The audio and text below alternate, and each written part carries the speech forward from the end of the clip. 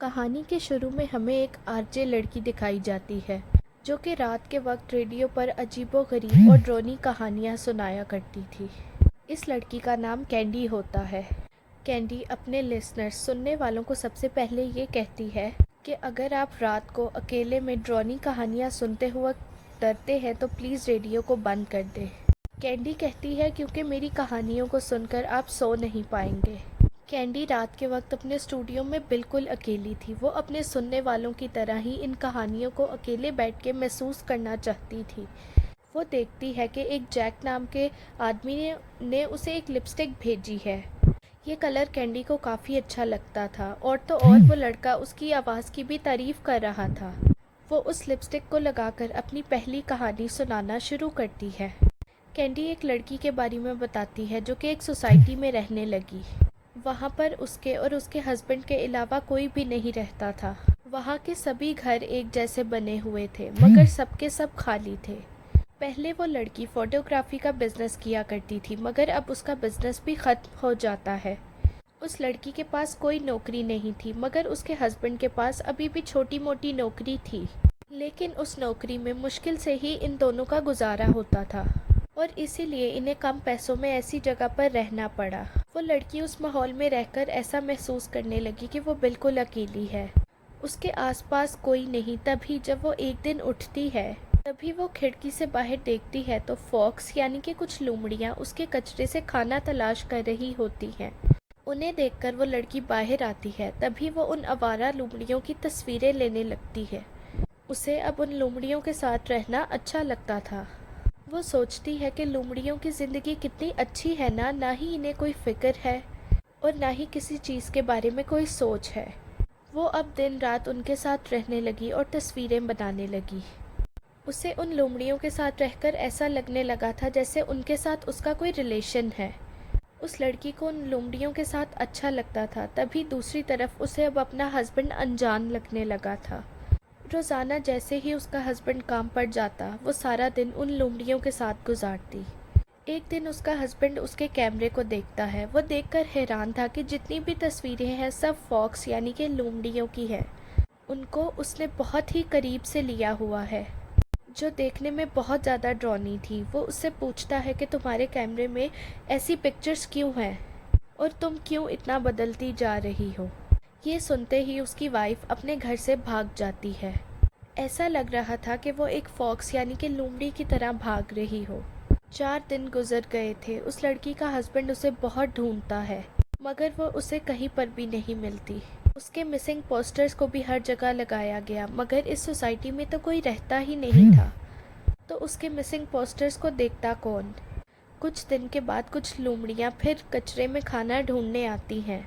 उन्हें देखकर उस लड़की का हस्बैंड बाहर आता है। वो उन्हें वहाँ से भगा रहा था मगर एक लोमड़ी वहाँ से कहीं नहीं जाती। वो उधर ही खड़ी हुई थी।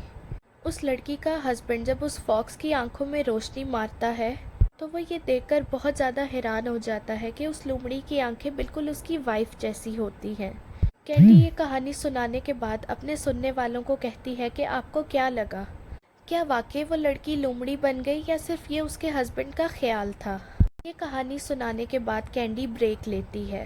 ब्रेक के दौरान कैंडी के पास एक कॉल आई थी। वो आदमी कैंडी को उससे कहता है कि मैं तुम्हें देख सकता हूँ जब तुमने मेरी ही भेजी हुई लिपस्टिक लगाई। मेरा नाम जैक है।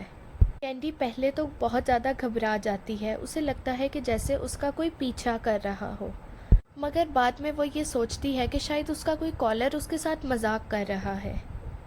वो जैक की कॉल को कट कर देती है। फिर कैंडी एक दूसरी कहानी सुनाती है जो कि एक लड़के के बारे में थी। कैंडी कहती है कि उसका मानना था कि वो दूसरी दुनिया में फंस गया है।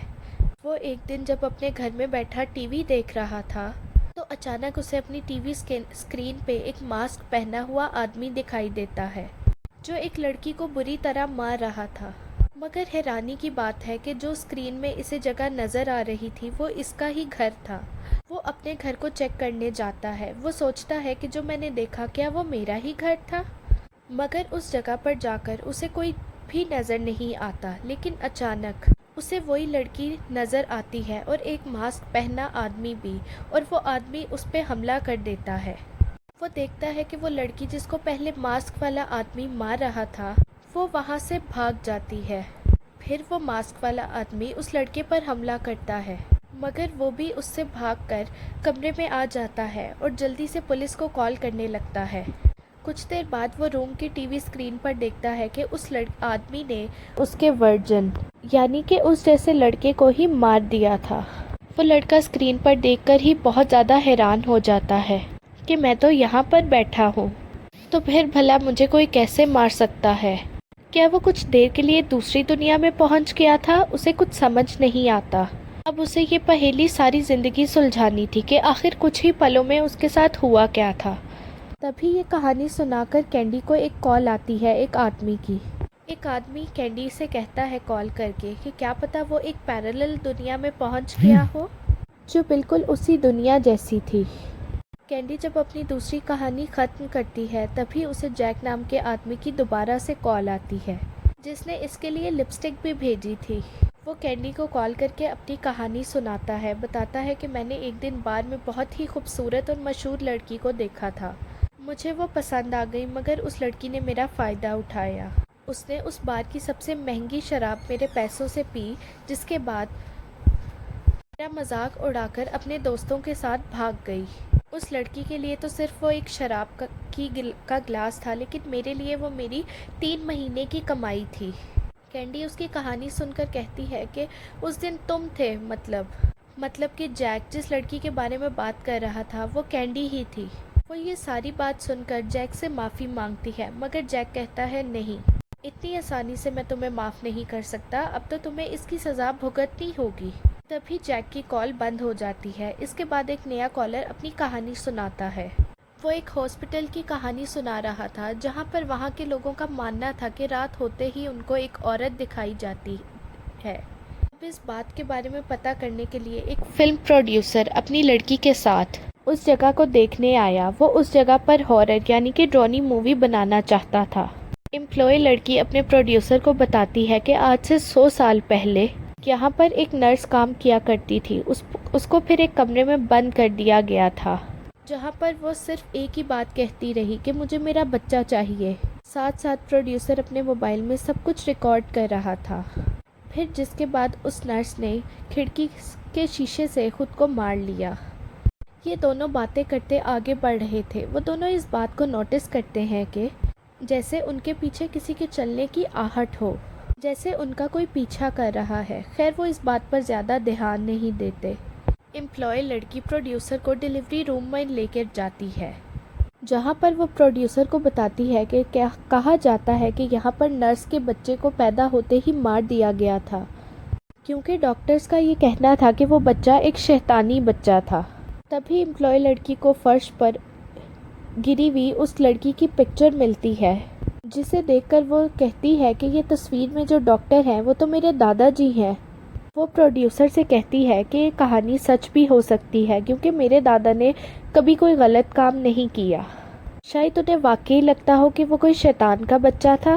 امپلائی لڑکی یہ ساری کہانی پروڈیوسر کو سنا رہی تھی کہ تبھی انہیں ایک رونے کی آواز آئی جو کہ ایک چھوٹے بچے کی تھی۔ بند کمرے میں کوئی بچہ کیسے رو سکتا تھا؟ دونوں جب دیکھنے کے لیے بھاگتے ہیں تو سارے دروازے لاک ہو چکے تھے۔ تبھی ایک عورت پیچھے سے پروڈیوسر پر حملہ کر دیتی ہے۔ امپلائی لڑکی یہ سب دیکھ کر بہت زیادہ ڈر گئی تھی کہ آخر یہاں پر کون ہوگا جو ایسا کر رہا ہے۔ وہ ڈر سے چلانے لگتی ہے۔ وہ کہتی ہے کہ پلیز ہمیں گھر جانے دو، کون ہو تم، یہاں سے چلے جاؤ۔ تبھی اس کے سامنے ایک ڈال یعنی کہ گڑیا آتی ہے۔ اسے اپنے پیچھے سے آواز بھی آ رہی تھی کہ مجھے میرا بچہ چاہیے۔ امپلائی لڑکی سمجھ گئی تھی کہ یہ اسی نرس کی آتما ہے جو ابھی تک اس ہاسپٹل میں بھٹک رہی ہے اور لوگوں کا کہنا بالکل صحیح ہے۔ تبھی وہ یہاں سے ڈر کر بھاگنے کی کوشش کرتی ہے۔ راستے میں وہ دیکھتی ہے اس نرس کی آتما نے پروڈیوسر کی باڈی کو چیر پھاڑ کر کے مار دیا تھا۔ یہ دیکھ کر تو وہ امپلائی لڑکی اور زیادہ ڈر گئی تھی۔ اب وہ بھاگ کر اسی جگہ پہ جانے لگتی ہے جہاں پر نرس کو رکھا گیا تھا۔ اس کے پیچھے پیچھے نرس کی آتما بھی آ رہی تھی جو بار بار یہی کہتی ہے کہ مجھے میرا بچہ واپس کرو۔ امپلائی لڑکی جس کمرے میں جاتی ہے وہ اچانک سے بند ہو جاتا ہے۔ کینڈی یہ کہانی ختم ہونے پر کہتی ہے کہ آخر آپ لوگوں کو کیا لگتا ہے کہ نرس کی آتما نے اس لڑکی کے ساتھ کیا کیا ہوگا؟ تبھی کینڈی کے پاس جیک کی کال دوبارہ آتی ہے اور وہ کہتا ہے کہ تمہارا وقت اب پورا ہو گیا ہے، سزا کے لیے تیار ہو جاؤ۔ کینڈی یہ بات سن کر بہت زیادہ ڈر گئی۔ وہ فوراً سے پولیس کو کال کرتی ہے، مگر جیک اب اس کے اسٹوڈیو کے اندر تھا، جس کے ایک ہاتھ میں شراب کی بوتل اور دوسرے ہاتھ میں کلہاڑی تھی۔ کینڈی ڈر کر باتھ روم میں جا کر خود کو بند کر لیتی ہے۔ جیک بھی اس کے پیچھے پیچھے تھا۔ وہ کہتا ہے کینڈی تم مجھ سے نہیں بچ سکتی، آج تو بدلے کی رات ہے۔ وہ باتھ روم کے باہر کھڑے ہو کر کہتا ہے تم سب لوگوں کو کہانی سناتی ہو نا، چلو آج میں تمہیں کہانی سناتا ہوں۔ جیک کینڈی کو دو بہنوں کی کہانی سناتا ہے۔ وہ بتاتا ہے کہ وہ دونوں بہنیں ڈاکٹرز تھیں اور کسی دوسرے شہر میں اپنی موم سے ملنے جا رہی تھیں۔ انہیں کافی رات ہو جاتی ہے، تو اس لیے رک کر راستے سے ایک بہن کچھ سامان لینے کے لیے جاتی ہے، مگر جب وہ جا کر دیکھتی ہے تو وہ دکان بند تھی۔ تبھی اس شاپ کے پاس ایک گاڑی آ کر رکتی ہے۔ دوسری بہن دور کھڑی یہ سب دیکھ رہی تھی۔ اس گاڑی میں سے ایک آدمی باہر آتا ہے جو کہ بہت پریشان نظر آ رہا تھا۔ وہ اس کی بہن کو گاڑی میں بٹھاتا ہے اور یہاں سے کہیں لے جانے لگا تھا۔ دوسری بہن کی نظر جب گاڑی کی پچھلی سیٹ پر جاتی ہے، جو دور کھڑی یہ سب کچھ دیکھ رہی تھی، تو وہ دیکھتی ہے کہ ایک عورت خون میں لت پت ہے اور مدد کے لیے پکار رہی ہے۔ یہ دیکھ کر وہ بہت زیادہ ڈر جاتی ہے اور فوراً سے پولیس کو کال کرتی ہے، کیونکہ اس کو لگ رہا تھا کہ وہ آدمی اس کی بہن کو اغوا کر لے کے جا رہا ہے، اور جو عورت اس کی پچھلی سیٹ پر ہے وہ اسے مارنا چاہتا ہے۔ وہ گاڑی میں اس آدمی کا پیچھا کرتی ہے۔ اس کا سارا دھیان فون پر تھا، اسی لیے اس کی گاڑی ایک انجان آدمی کے ساتھ ٹکرا جاتی ہے، جس سے اس آدمی کی گاڑی ایک درخت پر جا کر لگتی ہے۔ اس درخت کی ٹہنیاں اس گاڑی کے آگے کے شیشے کو توڑ دیتی ہیں، جس وجہ سے سبھی اس گاڑی میں مر گئے تھے۔ جب وہ اس گاڑی کا دروازہ کھول کر دیکھتی ہے تو اس کی بہن کے ہاتھ میں ایک چھوٹا سا بچہ تھا جو کہ روئے جا رہا تھا۔ یہاں پر اسے سمجھ آتی ہے کہ اس نے کتنی بڑی غلطی کر دی۔ وہ آدمی کوئی کڈنیپر نہیں تھا، بلکہ وہ تو اپنی پریگننٹ وائف کو ہاسپٹل لے کر جا رہا تھا۔ اس نے اس کی بہن سے مدد مانگی کیونکہ وہ ڈاکٹر تھی۔ اس کی بہن بھی اپنی مرضی سے اس کے ساتھ گئی تھی۔ پھر اس کے بعد وہ آدمی تیزی سے ہاسپٹل کی طرف جانے لگتا ہے، مگر وہ لڑکی سمجھی کہ وہ آدمی اس لڑکی اور اس کی بہن کو لے کر کڈنیپ کرنے لگا ہے۔ اس نے غلطی سے ان کا ایکسیڈنٹ کر دیا، جس میں وہ ساری فیملی اور ساتھ ہی اس کی بہن بھی مر گئی۔ بچا تھا تو وہ صرف ان کا بچہ، جو کہ جیک، جو کہانی سنا رہا تھا۔ جیک کہتا ہے کہ یہ ساری کہانی سچ ہے، جیسے اس لڑکی نے بنا سوچے سمجھے اس آدمی کے بارے میں غلط سوچ بنا لی، اسی طرح تم نے میرے ساتھ کیا۔ وہ کہتا ہے اس رات تم نے اپنے دوستوں کے ساتھ مل کر میرا بہت مذاق اڑایا، میری اس میں 3 مہینے کی کمائی لگ گئی۔ اب وہ اسے باہر آنے کی وارننگ دیتا ہے۔ وہ کہتا ہے کہ اب تم خود ہی دروازہ کھول دو اور باہر آ جاؤ یا میں خود اندر آ جاؤں گا۔ وہ کلہاڑی سے دروازے کو توڑنے لگا تھا۔ کینڈی جیک کی باتوں سے بہت زیادہ ڈر گئی تھی، اسی لیے ڈر کے وہ دروازہ کھول دیتی ہے۔ جیک باتھ روم کے اندر چلا گیا تھا۔ کچھ دیر کے بعد کینڈی باتھ روم سے اکیلی باہر آتی ہے اور آ کر اپنے اسٹوڈیو میں بیٹھ گئی تھی۔